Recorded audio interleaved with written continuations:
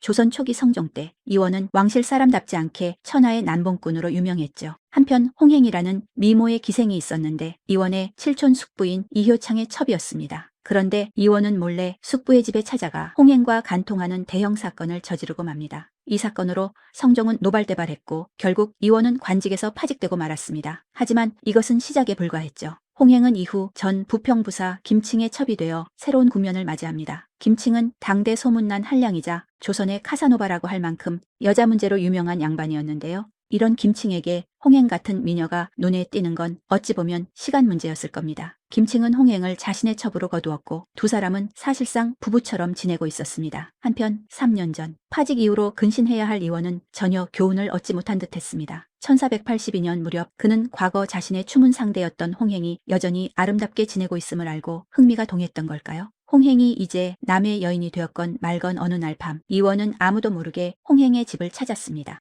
그런데 마침 그곳에 김칭이 나타납니다. 자신의 첩과 왕족이지만 외간 남자인 이원이 함께 있는 현장을 목격한 김칭은 당연히 분노했겠죠. 두 남자는 거리로까지 이어진 대판 말다툼을 벌였고 감정이 폭발하면서 멱살과 머리채를 잡고 뒹구는 추태로 번졌습니다. 왕족인 이원과 전직 고관인 김칭이 길거리 한복판에서 싸움질을 하니 이를 구경하러 몰려든 행인들로 장사진을 이뤘습니다. 싸움이 격해지던 중 김칭은 이원의 왼손을 꽉 물어버렸고 이원은 비명을 질렀습니다. 그리고 이 광경을 지켜보던 홍행은 혹시라도 남편 김칭이 다칠까 염려되었습니다. 어떻게든 싸움을 말려야겠다고 생각한 홍행은 이원의 허리를 두 팔로 꽉 붙잡고 제지했지요. 그러나 그 순간 홍행의 힘에 이원의 옷이 찢어지는 사고가 벌어졌습니다. 말리려다 벌어진 일이었지만 결과적으로 왕족의 옷을 찢어놓은 셈이 되었으니 이 또한 보통 문제가 아니었죠. 이처럼 조선 최고 신분의 두 남자가 길거리에서 개싸움하듯 싸웠으니 이 소식은 즉시 조정에 보고되었고 성종은 즉각 관련자들을 엄벌에 처하기로 합니다. 대사헌 김승경이 나서서 보름 남짓한 조사가 이어진 끝에 세 사람 모두 법의 심판을 받았습니다. 왕의 입장에선 본보기가 필요했습니다. 김칭 왕족에게 위해를 가한 죄로 곤장 100대의 중형을 선고받고 3년간 유배형에 처해졌습니다. 아울러 전직 관료로서 갖고 있던 관직 녹봉이나 풍계도 모두 박탈당하는 수모를 겪었죠. 홍행은 왕족의 몸에 함부로 손댄 죄와 왕족의 옷을 찢은 죄로 곤장 90대와 2년 6개월의 옥살이를 선고받았는데 그녀는 처벌을 받을 때 상의까지 벗겨진 채 곤장을 맞는 굴욕까지 당했습니다. 사건의 화근이라는 이유로 가장 혹독한 대우를 받은 셈입니다. 이원은 이미 3년 전에도 홍행과의 추문으로 처벌받은 전력이 있었던지라 이번 사태까지 합쳐 관직 임명장이 박탈되고 한동안 외지로 유배 보내지는 처분을 받았습니다. 왕족 신분 덕에 곤장을 맞지는 않았지만 왕실의 망신거리로 낙인 찍혀 쫓겨난 것이지요. 오늘날로 치면 일국의 고위 인사가 삼각관계로 막장 드라마 같은 싸움을 벌인 격이니 당시 조선 백성들이 이 이야기를 얼마나 입맛을 다시며 떠들었을지 상상해봅니다.